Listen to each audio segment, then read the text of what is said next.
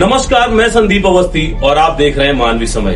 उत्तर प्रदेश में जिस तरीके से सरकार और शंकराचार्य के बीच गहमी गहमा मचा है, सरकार यानी मेला प्रशासन ने शंकराचार्य जी से पूछा कि आखिर आप अपना परिचय दीजिए कि कैसे आप शंकराचार्य। इस बात को लेकर के हमारे साथ किसी पहचान के मोहताज नहीं है पंडित पुनीत महाराज जी शुक्ल नैमिषारण्य। आज हम इनसे बात करेंगे कि क्या कुछ प्रयागराज पे प्रकरण चला और क्या कुछ कहेंगे। महाराज जी, आपका मानवी समय बहुत बहुत स्वागत है। पहले तो आप दर्शकों को परिचय दीजिए। पंडित पुनीत शुक्ल जी महाराज, नैमिषारण्य गोवर्धन पीठ की तरफ से मैं हूँ और मैं राम कथा एवं श्रीमद भागवत कथा व्यास हूँ। ये जो चल रहा है प्रयागराज में, इस पे मैं तो इतना ही कहना चाहूंगा, हर प्रकार से मेरा पूर्ण विरोध है, क्योंकि किसी भी प्रकार से जो हुआ है संतों के साथ, बटुकों के साथ, ऐसा नहीं होना चाहिए था, क्योंकि इससे सनातन पर आहत हुआ है। और जो लोग अभी भी सपोर्ट में बैठे हुए हैं, उनसे मेरा ये संदेश भेजना है, हम आप हर मुद्दे को किनारे रखते हुए हम आप सनातन की बात करें। किसी भी प्रकार का, कैसे भी आप नहीं शंकराचार्य मानते हैं, कोई बात नहीं है, आपका व्यक्तिगत मतभेद हो सकता है, लेकिन वो संत तो हैं, सन्यासी तो हैं, और वो शंकराचार्य हैं भी। उनको तीन शंकराचार्यों का, दो का तो समर्थन अभी भी मिला है। मुक्तेश्वरानंद जी महाराज जी ने आज उत्तर प्रदेश सरकार यानी योगी आदित्यनाथ को एक नोटिस दी है। उस नोटिस पे क्या कुछ आप कहेंगे? इसमें तो साफ, बिल्कुल साफ सी बात है। इसमें सरकार सिद्ध करेगी क्या कि शंकराचार्य है या नहीं। हमारे जो धर्मगुरु हैं वो सिद्ध करेंगे, और उनका पट्टाभिषेक भी हुआ है। पट्टाभिषेक के वीडियो वगैरह भी हैं, आज तक भी सोशल मीडिया पे चल रहे हैं। और इस पे तो मांगना चाहिए, सरकार को मांगना भी चाहिए, तो अन्य शंकराचार्यों से मांगना चाहिए। ये उनको नोटिस भेजने का क्या मतलब है, हमारे समझ में तो नहीं आता। नोटिस भेजने से पहले ये सोचना चाहिए कि इस बात का वो शंकराचार्य है या नहीं है।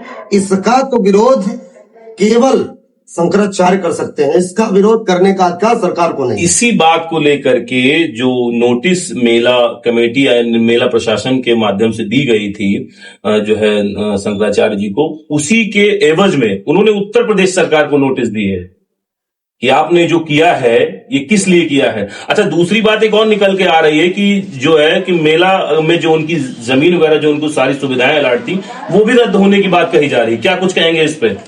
जब पहले की सरकारों ने दी थी तो इनको रद्द करने का नहीं, पहले की सरकारों ने दी थी, उसके पहले अभी 2025 में जो कुंभ हुआ था उसमें भी इनको सारी व्यवस्थाएं थी। आखिर अब क्या कुछ कहना है? अब ये चल रहा है क्योंकि अब तो राजनीतिक मुद्दा उठाया जा रहा है और उसमें सभी राजनीतिक नेता कूद रहे हैं। अब वहां पर सनातन की बात को छोड़ करके केवल राजनीति चल रही है। हम आप हर राजनीति को त्याग करके केवल सनातन की बात करें कि सनातन का उत्थान कैसे हो। हम ये कहीं से भी नहीं मानने के लिए तैयार हैं। किसी बटुक का अपमान हो, किसी संत का अपमान हो, वो चाहे सरकार हो या कोई व्यक्ति विशेष हो, जो भी करेगा हम उसके पुरजोर विरोध में सदैव खड़े रहेंगे। महाराज मुक्तेश्वर महाराज जी का ये भी कहना है कि हमारे बटुकों की चोटी खींची गई है, हमारे जो और सेवक हैं उनको लातों से मारा गया। एक वीडियो बुजुर्ग का वायरल हो रहा है जिसमें सरकार के द्वारा जो पुलिसकर्मी है उनके जूतों से मारने की बात कही। इस पे क्या कुछ कहेंगे? ब्राह्मणों को जो मारा गया है, जो संतों को मारा गया, इस पे क्या कुछ आपकी प्रतिक्रिया है सरकार के खिलाफ? ये घोर निंदनीय है, कैसे भी हुआ हो। बटुक ब्राह्मण जो होते हैं वो नारायण स्वरूप है, और हम आपके सनातन धर्म में उनको सदैव बहुत ही अच्छे दर्जे से पूजा जाता है। वो आज नहीं, हमारे आगे चल के सनातन के स्तंभ बनने वाले हैं, और उनका अपमान होना एक, समझ लीजिए, सनातन की जड़ का अपमान हुआ है। सनातन की जड़ को कमजोर किया जा रहा है, इसमें राजनीति केवल चल रही है बस। उत्तर प्रदेश के पूर्व मुख्यमंत्री अखिलेश यादव ने जो है शंकराचार्य से बात कही और उन्होंने समर्थन की बात कही। और जबकि एक सोशल मीडिया पे वीडियो वायरल हो रहा है 2015 का, जिसमें गोरखपुर में इनके साथ मारपीट हुई थी।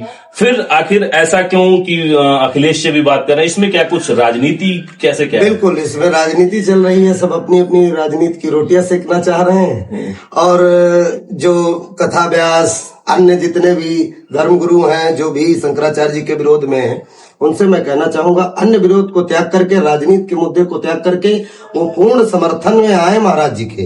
क्योंकि कहीं से भी आज आपके साथ सरकार ने, किसी भी सरकार ने, मैं इस सरकार की बात नहीं करता, कोई भी सरकार हो, आज उनके साथ ऐसा हुआ है तो आगे आपके साथ भी ऐसा हो सकता है। इस बात को मन में बिठा ले, ये होगा जरूर।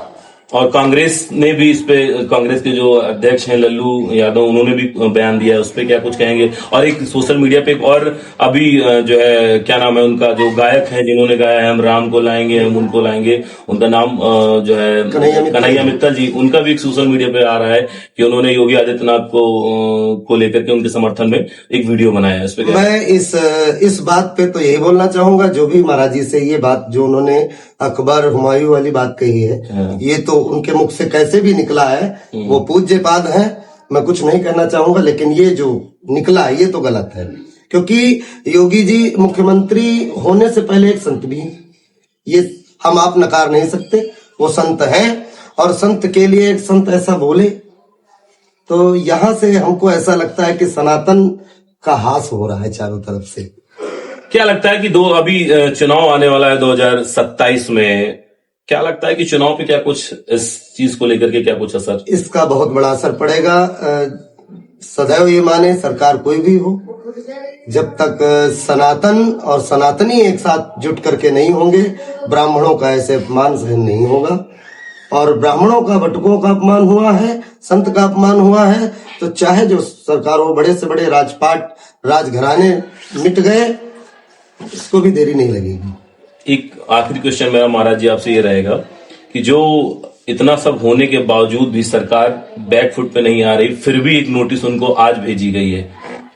महाराज मुक्तेश्वरानंद महाराज जी को आज पुनः से वही नोटिस भेजी गई है कि जो है आप अपना परिचय दीजिए कि आप कैसे शंकराचार्य हैं, जबकि हाईकोर्ट का आदेश, हाईकोर्ट में ये मामला विचाराधीन है, फिर भी उनको वही नोटिस दोबारा दी गई है। इस पे क्या कहेंगे आप? इस पे हम ये कहना चाहेंगे, उनका कहने का मतलब है कि अभी आपका जो है कुछ क्लियर ही नहीं है, अभी कोर्ट में ही मामला चल रहा है। देखिए, संतों की परंपरा में पट्टाभिषेक होता है और पट्टाभिषेक उनका हुआ है, ये कोई नकार नहीं सकता। पट्टाभिषेक हुआ है और वो उत्तराधिकारी थे, वो आज हैं वो, तो इसके लिए सरकार उसमें केवल राजनीति कर रही है और हम कुछ नहीं ज्यादा बोलना चाहेंगे, केवल राजनीति कर रही है। मुक्तेश्वरानंद महाराज जी, ये भी उनका कहना है कि मुझे साह सम्मान, जब तक योगी आदित्यनाथ यानी उत्तर प्रदेश के मुख्यमंत्री जब तक हमसे लिखित में हमें नहीं देंगे, तब तक ये अनशन लगातार जारी रहेगा। इस पे क्या कुछ लगता है कि अगला अभी अमावस आ रही, उसमें भी स्नान करेंगे या नहीं करेंगे, या योगी आदित्यनाथ को माफीनामा मांगना चाहिए या नहीं? अब इसमें सरकार के द्वारा, जो भी सैनिकों के द्वारा, पुलिस कर्मियों के द्वारा अभद्रता हुई है, उसके लिए तो उसकी जिम्मेदार तो सरकार है ही। उसके लिए उनको इतना तो मानना चाहिए कि कैसे भी हो, कोई गलत कर रहा है तो आप भी उसके साथ गलत करें, तो आप भी तो संत हैं। बटुकों ने, छोटे छोटे बटुकों ने कोई कमी की या कोई गलती की तो उसका प्रत्युत्तर में सीधे उनकी चोटी पकड़ के खींचना, घसीटना, ये कहाँ का न्याय है? ये तो अन्याय है। क्या लगता है, माफी मांगनी चाहिए? बिल्कुल मांगनी चाहिए, माफी उनको मांगनी चाहिए, क्योंकि जो गलत हुआ है उसमें फायदा हमारे